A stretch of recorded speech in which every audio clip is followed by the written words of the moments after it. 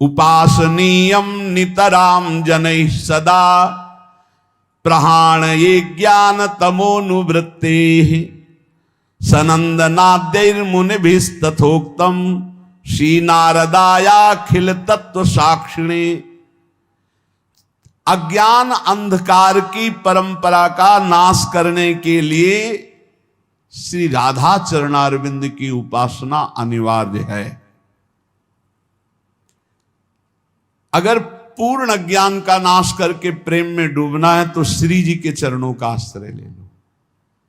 गोस्वामी तुलसीदास जी बड़ी प्रवीणता से श्री जानकी जी के चरणों में देख, जब किसी को विशिष्ट प्रेम मिला है प्रभु का तो प्रभु की प्रियतमा से ही प्राप्त हुआ है। जनक सुता जग जननी जानकी अतिशय प्रिय करुणा निधान की ताके जुग पद कमल मनाऊं जा सुकृपा निर्मल मति पाऊं। प्रभु को निर्मल चाहिए ना, निर्मल मन जन सो मन पावा। कहां से होगा? बोले सिया जी की कृपा से होगा।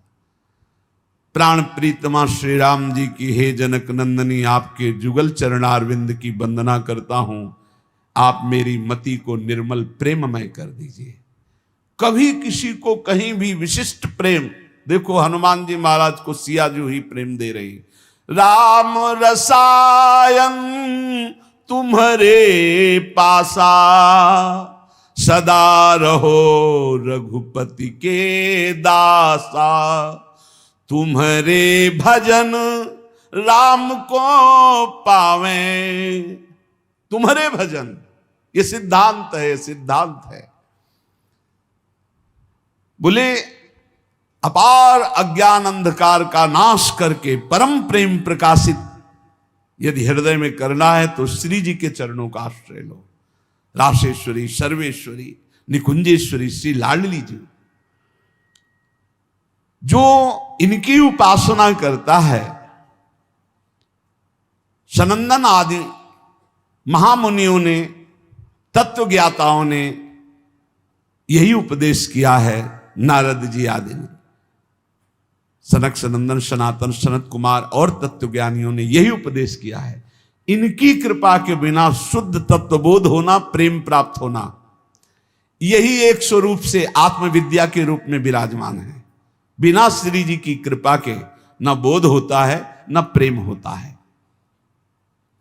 नान्या गति कृष्ण पदारविंदात् संदृश्यते ब्रह्म शिवादि वंदितात् भक्तेच्छयोपतसु चिन्त्य विग्रहा दचिंत शक्ते रविचिंत शासयात्। ब्रह्मा शिवादि देवेश्वर भी जिनकी वंदना करते हैं, भक्तों की इच्छा के अनुसार जो चलने लगते हैं, देख लो ब्रह्मा शंकर आदि जिनकी चरण वंदना करते हैं और जो भक्तों की इच्छा के अनुसार चलने लगते हैं, इतने भगवान अधीन हैं अपने भक्तों की इच्छा के अनुसार चलने लगते हैं। आप सोचो ना, ये कैसे हो सकता है कि सारथी के पद में वो बैठे हुए हैं जिनके चरण रखने की चौकी को भगवान शंकर ब्रह्मादि नमस्कार करते हैं। ध्येयम सदा परिभवग्नम अभीष्ट दोहम तीर्थास्पदम शिव विरंचिनुतम शरण्यम। जो भक्तों की इच्छा के अनुसार चलने लगते हैं। एक बार अगर दुर्योधन को ठीक से समझाया जाए तो हे श्री कृष्ण, हो सकता है वो समझ सकता है। युधिष्ठिर जी ने कहा तो जैसी आप आज्ञा करें, आप संधि के लिए जाइए। आप संधि दूत बन के जा रहे हैं। कौन? अखिल कोटि ब्रह्मांडों के नायक। क्या आप अपने भक्तों की इच्छा के अनुसार चलने वाले हैं। पहले आप भक्त बनिए, पहले आप जोई जोई प्यारो करे सोई मोहि भावे, तब भावे मोहि जोई सोई सोई करे प्यारे।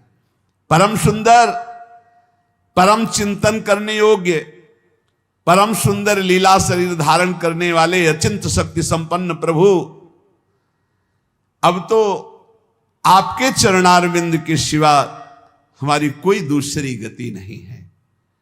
कृपास्य दैन्यादियुजि प्रजायते यया भवेत प्रेम विशेष लक्षणा भक्तिर्हनन्यादिपतेर्महात्मनः साचोत्तमा साधन रूपिका परा। ऐसी कौन सी भक्ति है जिसमें भगवान भक्त के अनुसार चलने लगते हैं? बोले जिसमें अभिमान शून्य हो गया है और जो दैन्य युक्त हो गया है, उसमें सारे वो सद्गुण आ जाते हैं जिससे श्री कृष्ण विशेष उसके अधीन हो जाते हैं।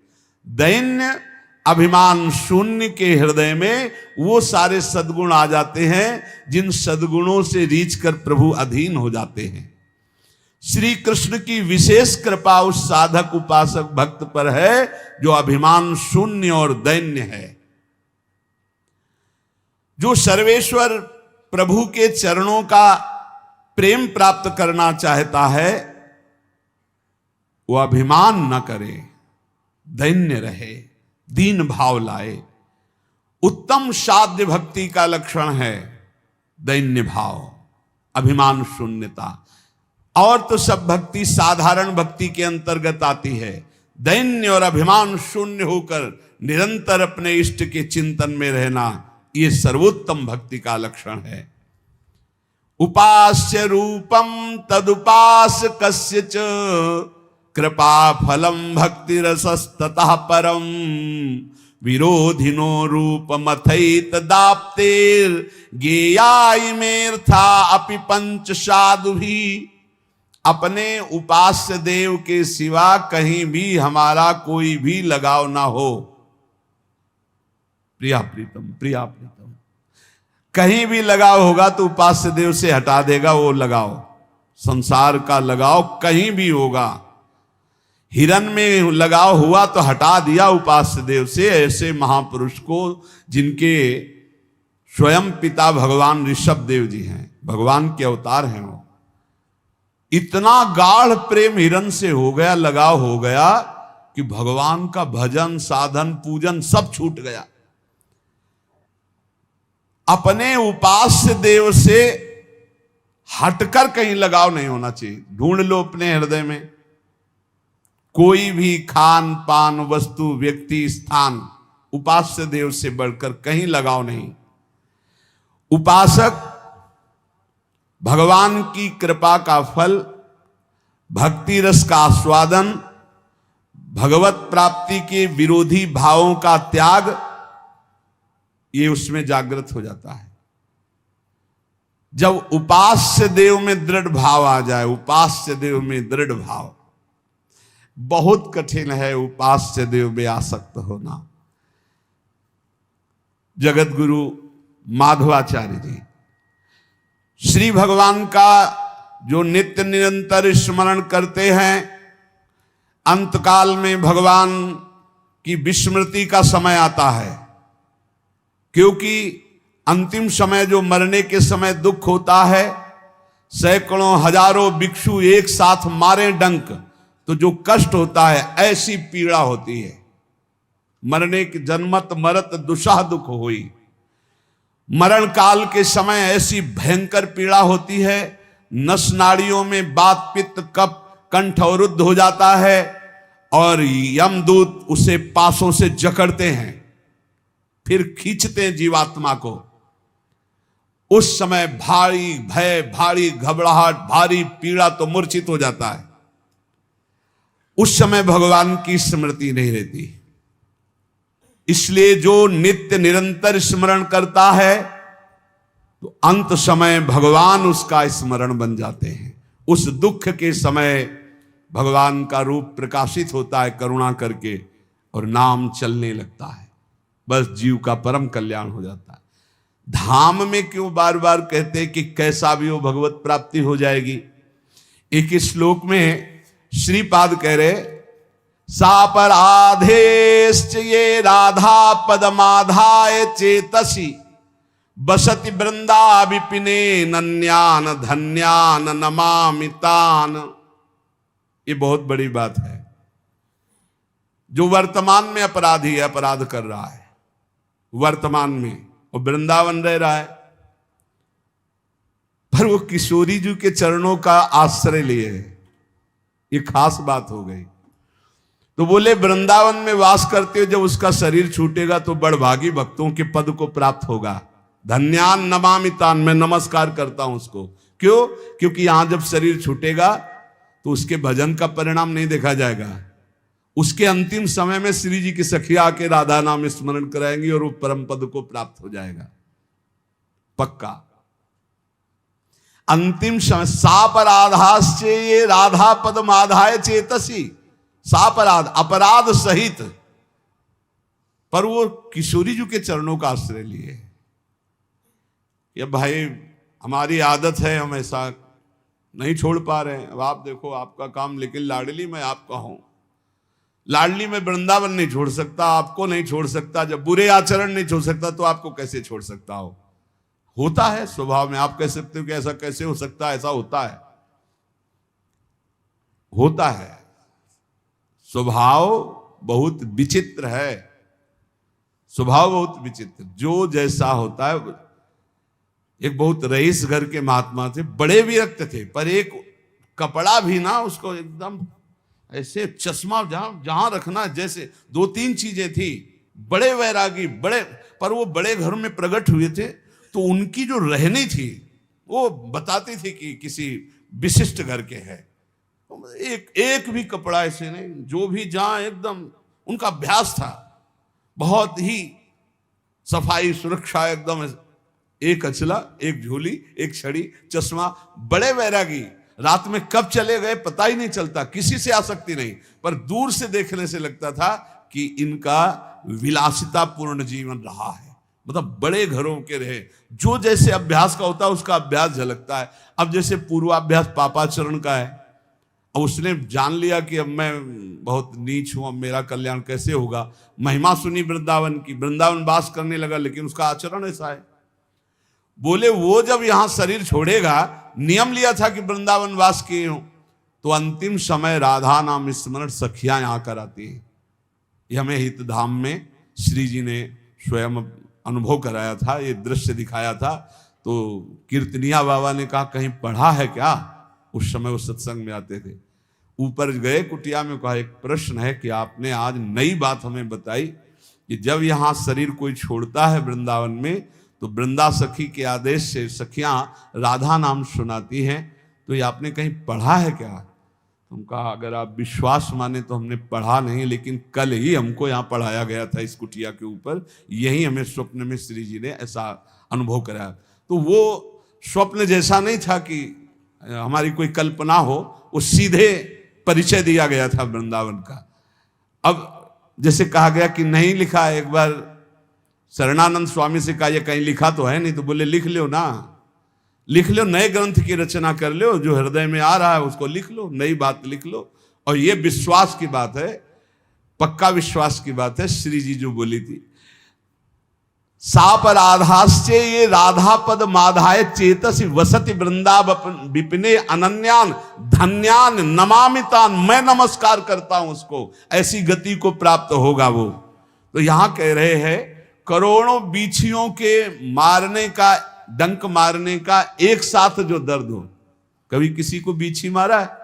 इतने लोगों बीछी मारा तो देखो बिजली का करंट जैसा एकदम बढ़िया स्वाद आता है, जिधर देखो उधर लहरें मारती। हाँ, हमारे वहां सेनपुर में तो बिछियां ऐसी थी जैसे काले चीटे घूमते हो, केचुआ की तरह सांप घूमते थे। बहुत पुराना स्थान, वहां तो हर समय अलर्ट, सावधान, बिछखापर, सांप, बिच्छू, किंग कोबरा, लंबा एकदम फल काढ़े से, और कितने क्वालिटी के सर्प ऐसे, वहां नील गाय, खरगोश, ये सब वहां बड़ा मनोरम। वो गंगा जी एकदम जैसा ऋषि मुनियों की भूमि, ऐसी श्री स्वामी मंगनानंद की तपस्थली सेनपुर। अब धीरे धीरे आधुनिकता सब जगह प्रवेश कर रही। करोड़ भिक्षु एक साथ मारे तो कैसा है? एक भिक्षु में तो झाड़ने के, मंत्र झाड़ने वालों की खोज होने लगती है, औषधियां होने लगती है। करोड़ भिक्षु एक साथ मारे डंक, ऐसा प्राण निकलने। लेकिन वो भी छोटा होगा। जब कंठ अवरुद्ध होते हैं, प्राण निकलते हैं, जीव की बड़ी, उस समय भगवत स्मरण थोड़ी आता है। कोई भयानक कष्ट हो फिर आप परीक्षा करो अपनी कि तुम्हारा चित्त कहां है। यही तो भक्ति का रंग है, तुम्हारा चित्त कहां है। अब कोई कष्ट का विषय हो फिर देखो तुम्हारा चित्त कहां है। श्री जी में है, जीत गए, बढ़िया काम हो गया। संसार में है, घाटे की बात है। दुख में, साधारण दुख में नहीं, असाधारण दुख में तुम्हारी स्थिति कहां है। भयावह दुख में, भारी संकट, कहां गया मन? किसी के फोन नंबर पर, किसी पर नहीं, श्री जी पर, मेरी लाडली, मेरी प्रिया जी। ये अभ्यास आपको अंतिम समय बहुत बढ़िया काम करेगा। अगर जीवन भर भजन कर रहे हो तो अंतिम समय जब तुम्हारी बेहोश स्थिति होगी, उस समय भगवान तुम्हारा होश बन जाएंगे, प्रिया जी तुम्हारा होश बन जाएंगे और स्मरण चलने लगेगा। सब दुखों की स्थिति कर्मानुसार होती है। श्रीमन माधवाचार्य जी, सब दुखों को भोगना अनिवार्य है। जो प्रारब्ध बन चुका है कोई नहीं काट सकता। इसीलिए हम कहते हैं पाखंड में मत फंसो, ये आचार्यों की बातें समझो। शास्त्र रख के इसीलिए सामने चर्चा करते हैं कि ये शास्त्र में जो लिखा है, आचार्य जो कह रहे हैं, आचार्य भगवान ही कह रहे हैं। कोई जंतुर मंतुर टाल सकता है भला? भगवत रसिक जी कह रहे हैं, आचार्यों की बात समझो।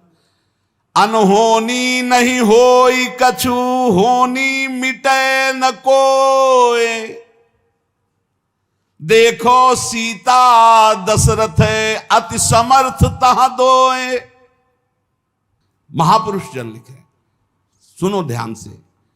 अनहोनी नहीं होई कछु, होनी मिटे न कोय। देखो सीता दशरथ अति समर्थ तहां दोए। अति समर्थ तहां दोए, राम भरता वशिष्ठ गुरु। बोले देख लो, जो होनी होना है वो हो के रहेगा, कोई पैदा नहीं हुआ कि टाल दे। इसीलिए हम चिल्ला चिल्ला कहते कि ड्रामे में मत फंसो, नौटंकी में मत फंसो। होनी जो होगी उसे कोई टाल नहीं सकता। बोले अति समर्थ हैं भगवान श्री राम। 14 वर्ष का वनवास होता है और सीता जी का अपहरण होता है, और समर्थ भगवान को विलाप करते हुए देखा गया। हे खग, हे मृग, हे मधुकर श्रेणी, तुम देखी सीता मृग नैनी। हा सीते, कहां हो तुम? सीता जी का हरण हुआ समर्थ पति श्री राम जी, ये विधान है उनका। दशरथ जी का मरण हुआ समर्थ गुरु वशिष्ठ जी। सब विधान रचने में सर्व सामर्थ्यशाली वशिष्ठ जी। समस्त योग, ज्ञान, भक्ति सब के आचार्य वशिष्ठ जी। कोई साधारण महापुरुष। कौशल्या जी का वैधव्य हुआ। कौशल्या जिनके पुत्र राम, उनको वैधव्य हुआ। जिनके पति राम, उनका अपहरण हुआ। और कौन समर्थ हो सकता है इस त्रिभुवन में? इसलिए अनहोनी नहीं होई कछु, और होनी मिटे न कोय। दूसरा उदाहरण दे रहे हैं। यदुवंशिन को नाश भयो, देखत परमेश्वर। देखते देखते भगवान के नाश हो गया यदुवंशियों का। बाएं जंघा पर दाया चरण रखे, पीपल की उसमें ऐसे बैठे हुए, सामने युद्ध हो रहा है। करोड़ों यदुवंशी आपस में कट कट के मर गए, मुस्कुराते रहे। होना है वो, होनी होनी है, क्योंकि होनी का इन्हीं के अंदर से संकल्प बनता है। कैसे इसको समेटे? तो सांब जी के हृदय में आया। सब 9 युवक थे कि बाबा लोगों को कुछ समझ में आता है, कुछ है कि ऐसे ही जट्टा बढ़ाए घूम रहे हैं, क्या करें? बोले देखो इनकी परीक्षा ली जाए। तो सांब को दुल्हन बनाया और उनके पेट में ऐसे कड़ा बांध दी ऐसे, और धीरे धीरे पकड़कर सब सहेलियां बन के गए और दंडवत किया। बोले स्वामी जी, ये नववधू गर्भवती है, क्या होगा इसके? तो बोले बेटा इसके वही होगा जो तुम्हारे कुल का नाश करेगा।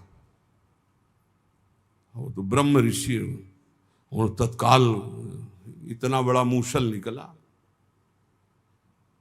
किसी से सलाह नहीं ली, डर कर गए और महाराज उग्रसेन से कहा कि ऐसा ऐसा गलती हो गई। तो उनका ऋषियों का शाप तो भयंकर होता है, क्या किया जाए? बोले इसी को घस घस के समुद्र में फेंक देते हैं, इसी से श्राप हुआ है पूरा घस। एक छोटी सी कील बची, उसको मछली खा गई। वो कील व्याध ने अपने बाण की नोक में चढ़ाई, वो भगवान के चरण, भगवान से लेकर के पूरे यदुवंशियों का मेटिया मेट ये उन्हीं के संग। किसी ने सलाह नहीं ली थी भगवान से कि सांप हुआ है तो क्या किया जाए, क्योंकि उन्हीं बोले जो होना है उसे कोई टाल नहीं सकता, जो नहीं होना है वो हो नहीं सकता।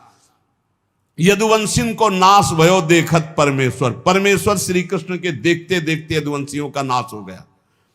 और बोले अब परीक्षित का समय आया गिरने का। तो परीक्षित उर्ब्याल मृतक पहिरायो मौनी, वो मौन समाधि में थे, इनकी बुद्धि इतनी खराब हो गई कि मरा सर्प उनके गले में डाल दिया। तो श्रृंगी ऋषि ने श्राप दिया 7 दिन में तक्षक काटेगा। कोई रोक पाया? बड़े बड़े ब्रह्म ऋषियों की सभा, बड़े बड़े सब, कोई रोक पाया? इसीलिए आजकल के हमें तो सब बस इतना ही कि सबके चरणों में प्रणाम है, भगवान के स्वरूप है, पर राम कृष्ण हरि भजो, नाम जप करो, भगवान की आराधना करो, इनके नाटक में मत फंसो। कलयुग का ऐसा प्रभाव बढ़ता चला जा रहा है कि सत्य मार्ग ढकता, इनसे बढ़कर कोई समर्थ है? हम कह रहे हैं कि लघु शंका का वेग नहीं रोक सकते, डकार नहीं रोक सकते, अपान वायु नहीं रोक सकते, होनी को रोक दोगे, होनी को रोक दोगे। ऐसे ऐसे महात्मा, देखो ऋषियों ने बताया कि महाराज अब तो सब ऋषि खत्म होते चले जा रहे हैं। बोले वो 2 राक्षस हैं, वो अपने एक भाई को रांध करके खवा देता है गुप्त रूप से, समझ में नहीं आता, ऋषिजन खा जाते। तब फिर वो बुलाता है वातापी, तो सबके पेट फाड़ करके वो आ जाते। वो अगस्त जी ने कहा महात्मा नहीं मरेंगे, अब हम चल रहे हैं। वो रोज महात्माओं का निमंत्रण करता था, इस तरह से महात्माओं को मारता था। साधारण वेश में एक भगत के रूप में जाता, निमंत्रण करता, बुलाता और ऐसे पदार्थ बनाता अपने भाई को काट करके छोटा छोटा टुकड़ा, जिससे किसी को समझ में ना आवे। और फिर जब सबके उधर में पहुंच जाता तब बुलाता वातापी, तो सबके पेट फाड़ करके वो आ जाता। ऐसा राक्षस था। अगस्त जी गए, जब परोसन आगे परोसन बोले रुको, पहले हमें तृप्त कर लो फिर महात्माओं को। समुद्र पी जाने वाले महात्मा अगस्त जी, तो 100 200 500 महात्मा का जो बनाया था सब अगस्त जी चाट गए, पूरा पा गए। वो बड़ा भाई जो है ना बुलाया वातापी, वो बोले गए वातापी, तुम्हारे पच गए वातापी। ऐसे समर्थ समर्थ महात्मा होते हुए भी होनी को नहीं टार पाए, तो ये जो गैस नहीं रोक पा रहे हैं, डकार नहीं रोक पा रहे हैं, लघु शंका नहीं रोक पा रहे हैं, नींद नहीं रोक पा रहे, ये होनी को रोक लेंगे। अरे भाई मत फंसो, हमारी बात मान लो। इसलिए कह रहा हूं कि जो समय इधर उधर में भटकने में लगा रहे हो, घर में बैठ करके राम कृष्ण हरि जपो, राधा राधा, सब ठीक हो जाएगा।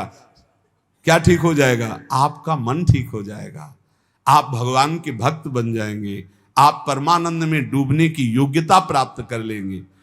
बोले इसलिए अनहोनी नहीं होई कछु होनी मिटे न कोई। यहां श्रीमन माधवाचार्य जी कह रहे सुख दुख कर्मानुसार आएंगे, उनको भक्ति से मत जोड़िए, भोग लीजिए। सुख दुख जो आवे निर्विकार, अभी कल चर्चा में था तत्तेनुकंपाम सुस्मी क्षमाणो, जो हर समय भगवान की कृपा को मनाते, बड़ी कृपा बड़ी कृपा, सुख दुख को भोगते रहते हैं और भगवान का स्मरण करते रहते हैं। उनको भगवान की ऐसी प्राप्ति हो जाती है परम पद की, जैसे पिता की संपत्ति का अधिकारी पुत्र स्वयं हो जाता है।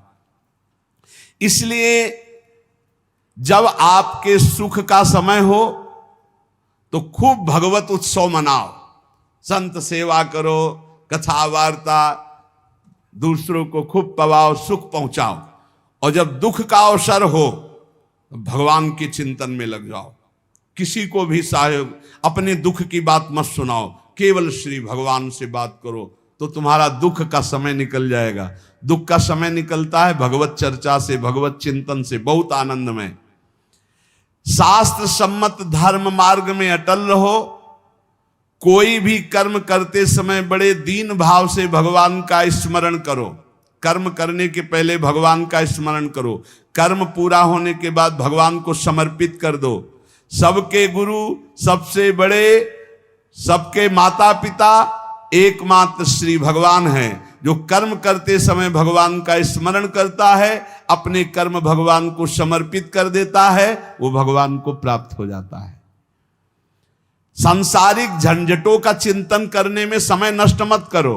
होई सोई जो राम रचि राखा, को करी तर्क बढ़ावे शाखा, अस्कई जपन लगे हरिनामा, राधा राधा राधा। अपने अंतःकरण में विचार करो कि जो होना है वही होगा, हम काहे को चिंता करें। अपने कर्तव्य को करो और नाम जप करो, मस्त रहो। भगवान के चरण कमलों का जो स्मरण करते हैं, कोई भी बाधा उनको परास्त नहीं कर सकती। जो भगवान का स्मरण करते हैं, मोक्ष उनकी मुट्ठी में आ जाता है। ऐसे भगवान के स्मरण को कभी मत छोड़ो। सज्जनों, हमारी निर्मल वाणी को सुनो। श्री माधवाचार्य जी, मैं दोनों हाथ उठा के कहता हूं, कसम खा के कहता हूं, भगवान की बराबरी करने वाला कोई नहीं है। फिर भगवान से बढ़कर कृपालु कौन हो सकता है? इसलिए एकमात्र भगवान से अपना संबंध रखो। ये बात समझो, आचार्य कितनी कृपा से कह रहे हैं। मैं कसम खा के कहता हूं, हाथ उठा के कहता हूं कि भगवान से बढ़कर कोई कृपालु कौन हो सकता है? कोई नहीं।